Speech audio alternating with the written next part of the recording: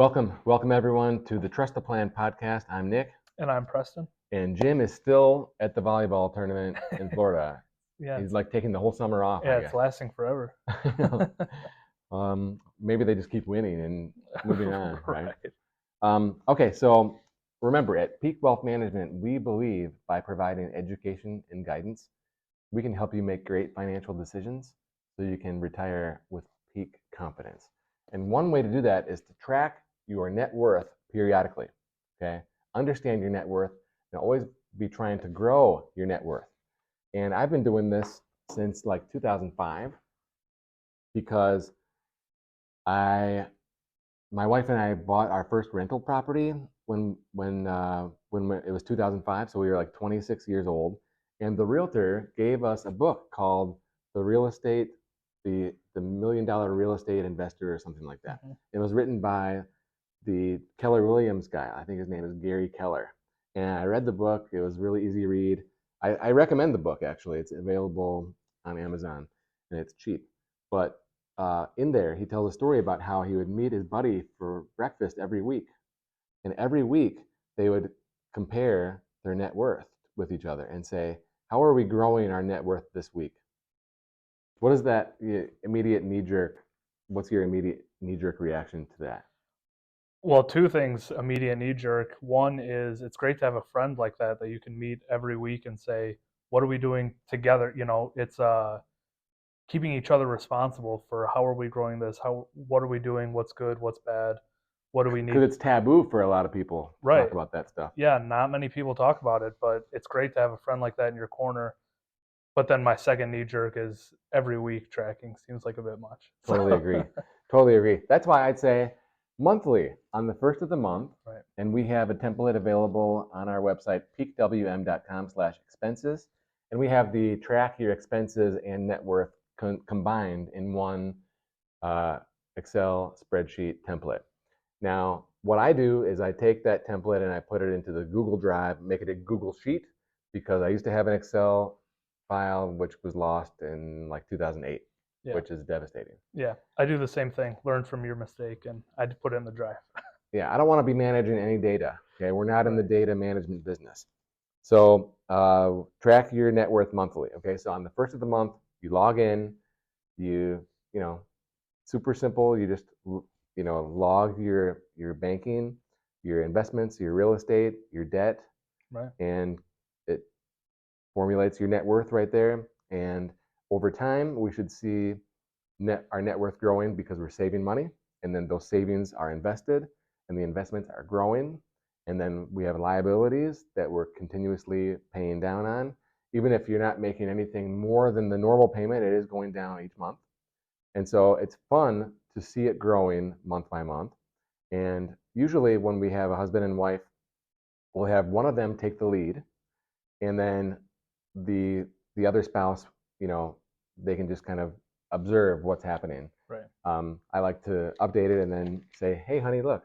Yeah. Right. Yeah, I do the same thing. I update it for me and Natasha, but I think it's important to have your spouse involved so they're aware of what's going on and they're understanding the path you're on.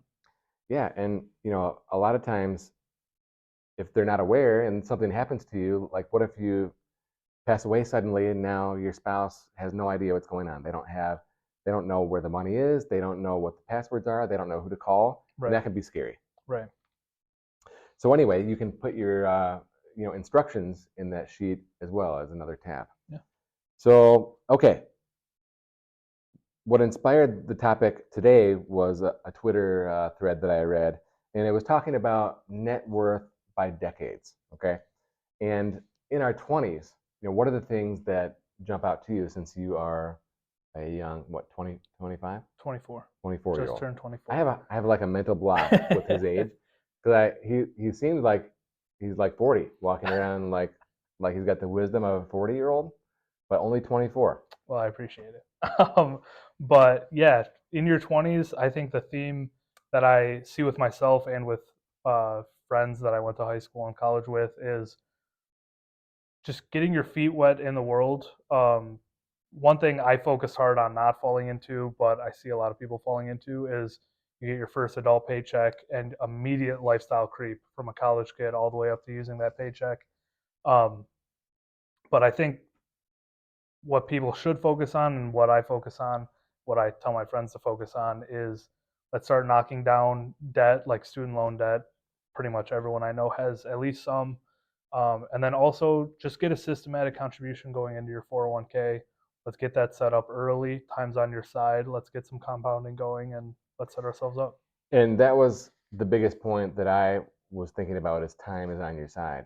Because if you start contributing what I think you calculated like 18,000 Mm-hmm. something per year and making historical market returns, you have $1 million after 20 years. Right. And so that is having time on your side. So in your 20s, that is the most valuable asset is Right. time. And I would say secondly is your income stream because you don't have a portfolio yet, Right. but your income stream can be unlimited potentially, right? Right. And there's so many people, who go to college and get a skill set, but then they never do anything beyond that, right? There's no certifications or no secondary degrees or no continuing personal growth and development. And I think that's a shame. Yeah, I agree. I, I think probably the best time to continue to work on personal growth and development is as soon as you graduate college because you're still in that mindset. You're still able to retain information quickly, and it can be a great time to really accelerate your path forward. Again, time's on your side. Yeah. So if you can continue to learn, right, you can put that learning to work, Right. right, and learn about different investment strategies and learn about communication styles and personality styles and those those things that they don't teach in school, and that can help you climb that career ladder, if you will. Right. What about when we're in the 50s and 60s? What do we see with our clients, and what do you think about? Yeah, at that point, number one thing that pops out is retirement is at least somewhat on the horizon. You can see it in the next decade, 15 years, maybe, depending on what your plans are. But it's on the horizon. You see it there. How much debt do you have? What do we need to do to get it knocked out before you retire? Totally agree.